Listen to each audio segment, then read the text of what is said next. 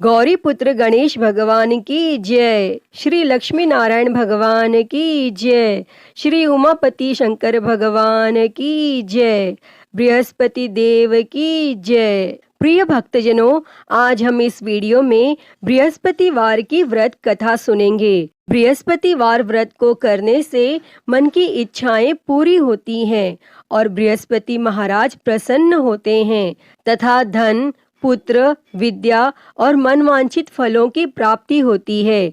परिवार को सुख शांति मिलती है। इसीलिए यह व्रत सर्वश्रेष्ठ और अति फलदायक सभी स्त्री और पुरुषों के लिए है। इस व्रत में केले का पूजन करना चाहिए। कथा और पूजन के समय तन, मन, क्रम, वचन से शुद्ध होकर जो इच्छा हो बृहस्पति देव की प्रार्थना करनी चाहिए और उनकी इच्छाओं को बृहस्पति देव अवश्य पूर्ण करते हैं, ऐसा मन में दृढ़ विश्वास रखना चाहिए। तो भक्तजनों, आइए अब सुनते हैं बृहस्पतिवार की व्रत कथा। तो आप सभी भक्तजन बड़ी ही श्रद्धा, ध्यान पूर्वक और प्रसन्न चित्त मन से इस कथा को सुनिए। तो सभी प्रेम से बोलिए श्री लक्ष्मी नारायण भगवान की जय। बृहस्पति देव की जय। सर्व देवी देवता की जय।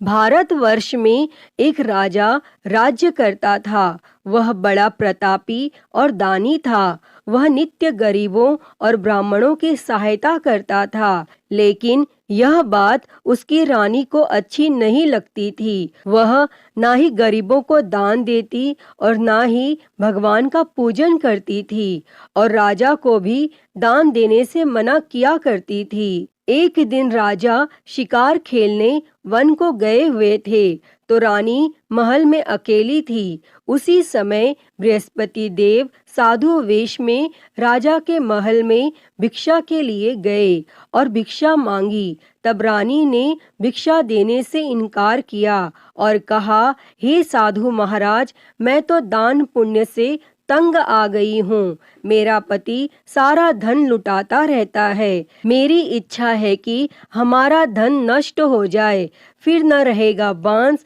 न बजेगी बांसुरी। तब साधु ने कहा, देवी, तुम तो बड़ी अजीब हो। धन, संतान तो सभी चाहते हैं, पुत्र और लक्ष्मी तो पापी के घर भी होनी चाहिए। यदि तुम्हारे पास अधिक धन है तो भूखों को भोजन दो, प्यासों के लिए प्याऊ बनवाओ, मुसाफिरों के लिए धर्मशालाएं खुलवाओ और निर्धन अपनी कुंवारी कन्याओं का विवाह नहीं कर सकते, उनका विवाह करा दो। ऐसे कई और काम हैं जिनको करने से तुम्हारा यश लोक परलोक में फैलेगा। परंतु रानी पर उपदेश का कोई प्रभाव न पड़ा। वह बोली, महाराज, आप मुझे कुछ न समझाएं। मैं ऐसा धन नहीं चाहती जो हर जगह बांटती फिरूं। तब साधु ने उत्तर दिया, यदि तुम्हारी ऐसी इच्छा है तो तथास्तु। तुम ऐसा करना कि बृहस्पतिवार को घर लीप कर पीली मिट्टी से अपना सिर धोकर स्नान करना, भट्टी चढ़ाकर कपड़े धोना। ऐसा करने से आपका सारा धन नष्ट हो जाएगा। और इतना कहकर वह साधु महाराज वहां से आलोप हो गए। तब साधु के अनुसार कही बातों को पूरा करते हुए रानी को केवल 3 बृहस्पतिवार ही बीते थे कि उसकी समस्त धन संपत्ति नष्ट हो गई और भोजन के लिए राजा का परिवार तरसने लगा। तब एक दिन राजा ने रानी से बोला कि हे रानी, तुम यहीं रहो, मैं दूसरे देश को जाता हूँ, क्योंकि यहाँ पर सभी लोग मुझे जानते हैं, इसीलिए मैं कोई छोटा कार्य नहीं कर सकता। तब ऐसा कहकर राजा परदेश चला गया और वहाँ वह जंगल से लकड़ी काटकर लाता और शहर में बेचता और इस तरह वह अपना जीवन व्यतीत करने लगा।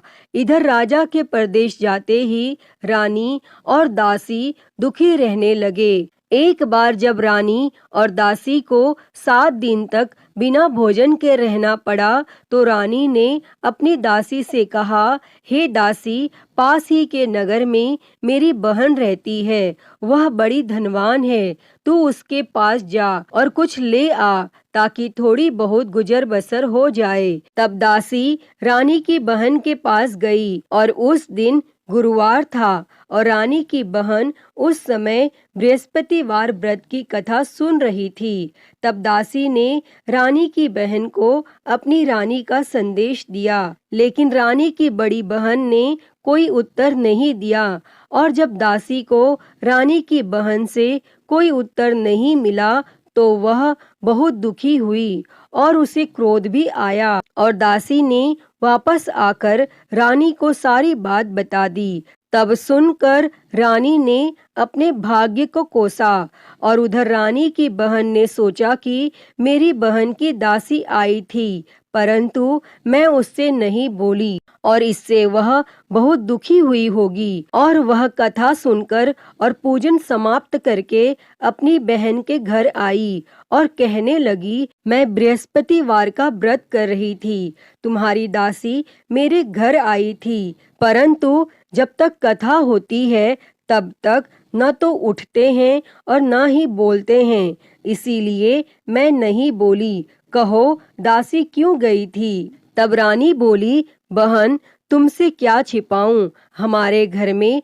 खाने तक को अनाज नहीं था। और ऐसा कहते कहते रानी की आंखें भर आई। उसने दासी समेत पिछले 7 दिनों में भूखे रहने तक की बात अपनी बहन को विस्तार पूर्वक सुना दी। तब रानी की बहन बोली, देखो बहन, भगवान बृहस्पति देव सबकी मनोकामना को पूर्ण करते हैं। देखो शायद तुम्हारे घर में अनाज रखा हो। पहले तो रानी को विश्वास नहीं हुआ, पर बहन के आग्रह करने पर उसने अपनी दासी को अंदर भेजा तो उसे सचमुच अनाज से भरा एक घड़ा मिल गया और यह देखकर दासी को बड़ी हैरानी हुई। तब दासी रानी से कहने लगी, हे रानी, जब हमको भोजन नहीं मिलता तो हम व्रत ही तो करते हैं, इसीलिए क्यों न इनसे व्रत और कथा की विधि पूछ ली जाए ताकि हम भी व्रत कर सकें। और तब रानी ने अपनी बहन से बृहस्पतिवार व्रत के बारे में पूछा। तब उसकी बहन ने बताया, बृहस्पतिवार के व्रत में चने की दाल और मुनक्का से विष्णु भगवान का केले की जड़ में पूजन करें तथा दीपक जलाएं, व्रत कथा सुनें और पीला भोजन ही करें, इससे बृहस्पति देव प्रसन्न होते हैं। व्रत और पूजन विधि बताकर रानी की बहन अपने घर को लौट गई और 7 दिन के बाद जब गुरुवार आया तो रानी और दासी ने व्रत रखा। गुड़साल में जाकर चना और गुड़ लेकर आई, फिर उससे केले की जड़ तथा विष्णु भगवान का पूजन किया। और अब पीला भोजन कहाँ से आए, इस बात को लेकर दोनों बहुत दुखी थी। चूंकि उन्होंने व्रत रखा था, इसीलिए बृहस्पति देव उनसे प्रसन्न थे। इसीलिए वे एक साधारण व्यक्ति का रूप धारण कर 2 थालों में सुंदर पीला भोजन दासी को दे गए। और तब भोजन पाकर दासी प्रसन्न हुई और फिर रानी के साथ मिलकर भोजन ग्रहण किया और उसके बाद वे सभी गुरुवार को व्रत और पूजन करने लगी। बृहस्पति भगवान की कृपा से उनके पास फिर से धन संपत्ति आ गई, परंतु रानी फिर से पहले की तरह आलस्य करने लगी। तब दासी बोली, देखो रानी, तुम पहले भी इस प्रकार आलस्य करती थी, तुम्हें धन रखने में कष्ट होता था और इस कारण सब धन नष्ट हो गया। और अब जब भगवान बृहस्पति की कृपा से धन मिला है तो तुम्हें फिर से आलस्य होता है। और रानी को समझाते हुए दासी कहती है कि बड़ी मुसीबतों के बाद हमने यह धन पाया है, इसीलिए हमें दान पुण्य करना चाहिए, भूखे मनुष्यों को भोजन कराना चाहिए और धन को शुभ कार्यों में खर्च करना चाहिए, जिससे तुम्हारे कुल का यश बढ़ेगा, स्वर्ग की प्राप्ति होगी और पितर प्रसन्न होंगे। और तब दासी की बात मानकर रानी अपना धन शुभ कार्यों में खर्च करने लगी, जिससे पूरे नगर में उसका यश फैलने लगा। और बृहस्पतिवार व्रत कथा के बाद श्रद्धा के साथ आरती की जानी चाहिए। इसके बाद प्रसाद बांटकर उसे ग्रहण करना चाहिए। और यहाँ एक दिन राजा दुखी होकर जंगल में एक पेड़ के नीचे आसन जमाकर बैठ गया। वह अपनी दशा को याद करके व्याकुल होने लगा और बृहस्पतिवार का दिन था। एकाएक उसने देखा कि निर्जन वन में एक साधु प्रकट हुए और वह साधु वेश में स्वयं बृहस्पति देवता थे। लकड़हारे के सामने आकर बोले, हे लकड़हारे, इस सुनसान जंगल में तू चिंता मग्न क्यों बैठा है? तब लकड़हारे ने दोनों हाथ जोड़कर प्रणाम किया और उत्तर दिया, हे महात्मा जी, आप सब कुछ जानते हैं, मैं क्या कहूँ? यह कहकर रोने लगा और साधु को अपनी आत्मकथा सुनाई। तब महात्मा जी ने कहा, तुम्हारी स्त्री ने बृहस्पतिवार के दिन बृहस्पति भगवान का निरादर किया है, जिसके कारण रुष्ट होकर उन्होंने तुम्हारी यह दशा कर दी। अब तुम चिंता को दूर करके मेरे कहने पर चलो तो तुम्हारे सब कष्ट दूर हो जाएंगे और भगवान पहले से भी अधिक संपत्ति देंगे। तुम बृहस्पति के दिन कथा किया करो। 2 पैसे के चने मुनक्का लाकर उसका प्रसाद बनाओ और शुद्ध जल से लोटे में शक्कर मिलाकर अमृत तैयार करो। कथा के पश्चात अपने सारे परिवार और सुनने वाले प्रेमियों में अमृत व प्रसाद बांटकर आप भी ग्रहण करो। ऐसा करने से भगवान तुम्हारी सब मनोकामनाएं पूरी करेंगे। तब साधु के ऐसे वचन सुनकर लकड़हारा बोला, हे प्रभु, मुझे लकड़ी बेचकर इतना पैसा नहीं मिलता जिससे भोजन के उपरांत कुछ बचा सकूं। मैंने रात्रि में अपनी स्त्री को व्याकुल देखा है। मेरे पास कुछ भी नहीं जिससे मैं उसकी खबर मंगा सकूं। तब साधु ने कहा, हे लकड़हारे, तुम किसी बात की चिंता मत करो। बृहस्पति के दिन तुम रोजाना की तरह लकड़ियां लेकर शहर को जाओ। तुमको रोज से दुगना धन प्राप्त होगा, जिससे तुम भली भांति भोजन कर लोगे तथा बृहस्पति देव की पूजा का सामान भी आ जाएगा। और इतना कहकर साधु अंतर ध्यान हो गए और धीरे धीरे समय व्यतीत होने पर फिर वही बृहस्पतिवार का दिन आया और लकड़हारा जंगल से लकड़ी काटकर किसी शहर में बेचने गया। उसे उस दिन और दिन से अधिक पैसा मिला। तब राजा ने चना गुड़ आदि लाकर गुरुवार का व्रत किया और उस दिन से उसके सभी क्लेश दूर हो गए। परंतु जब दोबारा गुरुवार का दिन आया तो बृहस्पतिवार का व्रत करना वह भूल गया। इस कारण बृहस्पति भगवान नाराज हो गए और उस दिन उस नगर के राजा ने विशाल यज्ञ का आयोजन किया तथा शहर में यह घोषणा करा दी कि कोई भी मनुष्य अपने घर में भोजन न बनावे और न आग जलावे। समस्त जनता मेरे यहाँ भोजन करने आवे और इस आज्ञा को जो न मानेगा उसे फांसी की सजा दी जाएगी। और इस तरह की घोषणा संपूर्ण नगर में करवा दी गई। तब राजा की आज्ञा अनुसार शहर के सभी लोग भोजन करने गए, लेकिन लकड़हारा कुछ देर से पहुंचा, इसीलिए राजा उसको अपने साथ घर लिवा ले गए और ले जाकर भोजन करा रहे थे तो रानी की दृष्टि उस खूंटी पर पड़ी जिस पर उसका हार लटका हुआ था। वह वहां पर दिखाई नहीं दिया। तब रानी ने निश्चय किया कि मेरा हार इस मनुष्य ने चुरा लिया है और उसी समय सिपाहियों को बुलाकर उसको कारागार में डलवा दिया।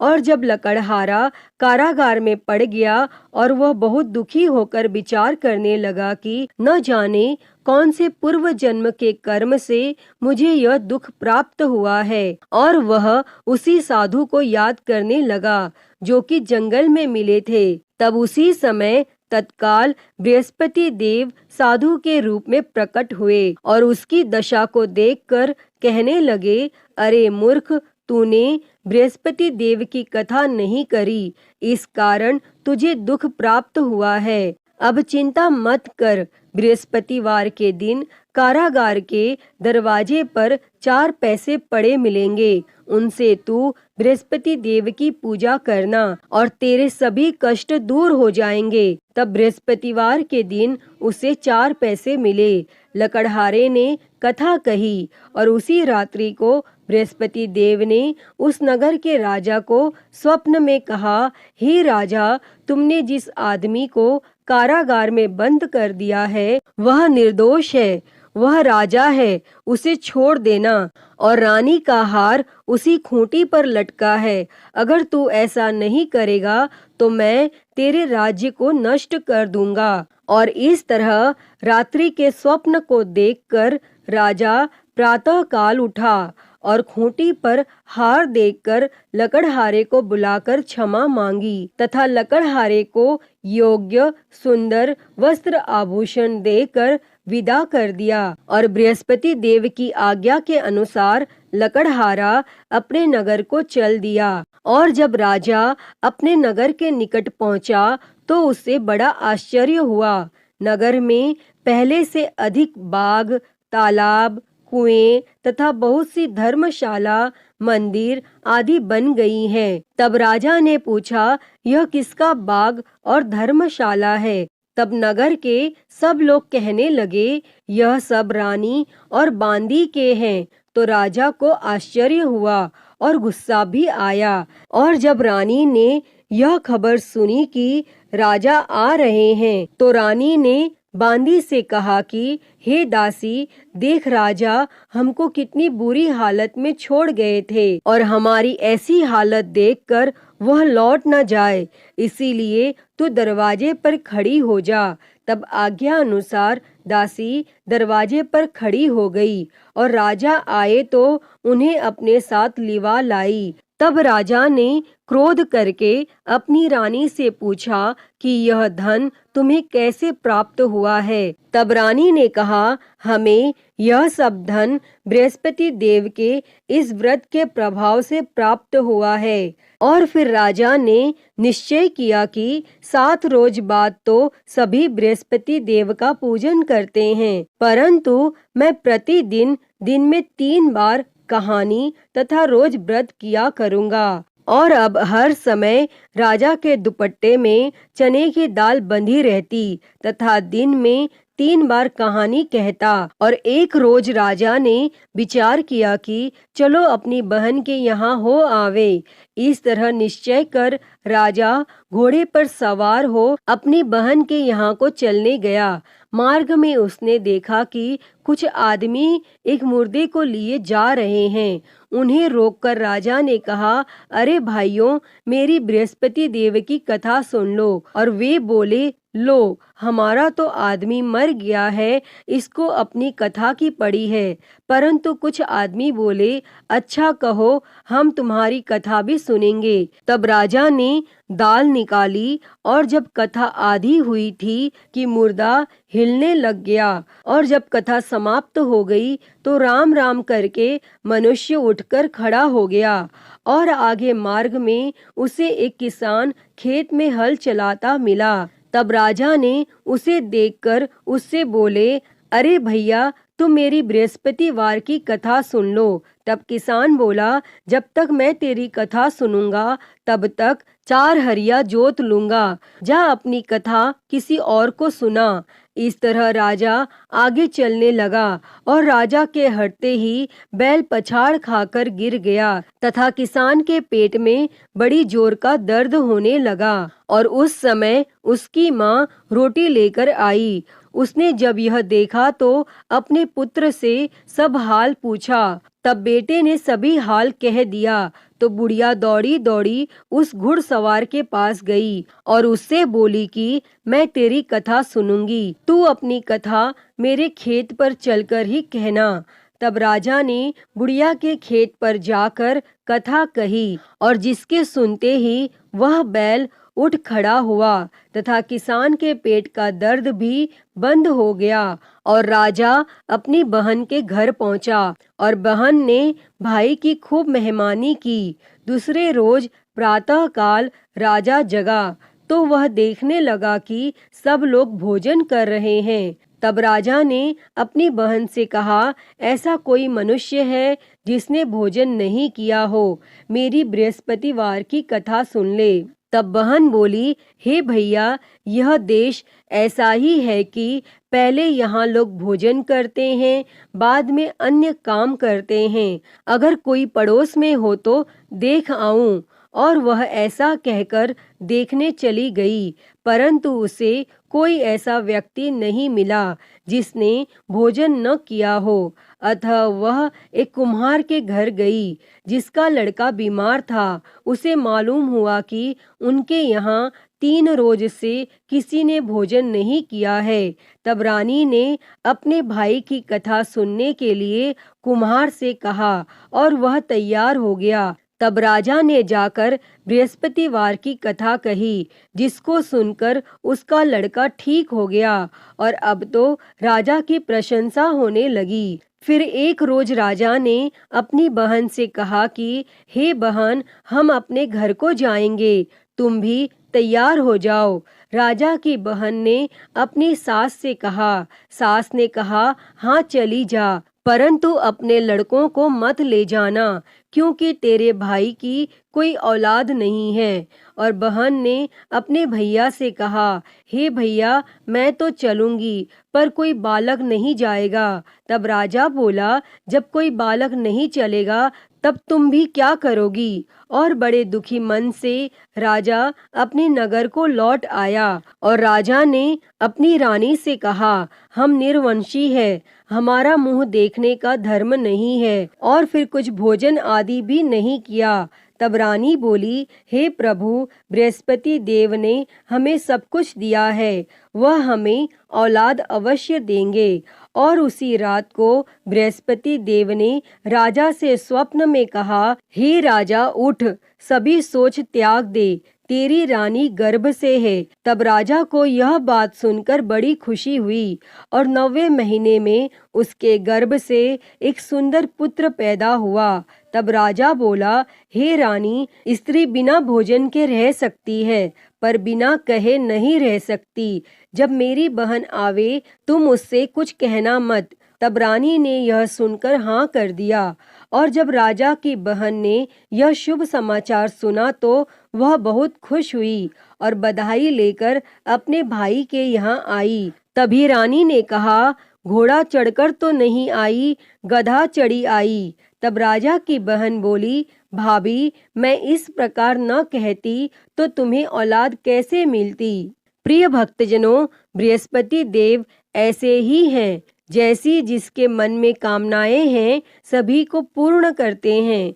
जो सद्भावना पूर्वक बृहस्पतिवार का व्रत करता है एवं कथा पढ़ता है अथवा सुनता है, दूसरों को सुनाता है, बृहस्पति देव उसकी सभी मनोकामना पूर्ण करते हैं। जैसी सच्ची भावना से रानी और राजा ने उनकी कथा का गुणगान किया तो उनकी सभी इच्छाएं बृहस्पति देव जी ने पूर्ण की थीं। अतः हे बृहस्पति देव जी, जैसी कृपा आपने राजा और रानी पर की, वैसी ही कृपा इस कथा को कहते, सुनते और हुंकारा भरते सभी पर करना। तो सभी प्रेम से बोलिए, बृहस्पति देव की जय, श्री लक्ष्मी नारायण भगवान की जय।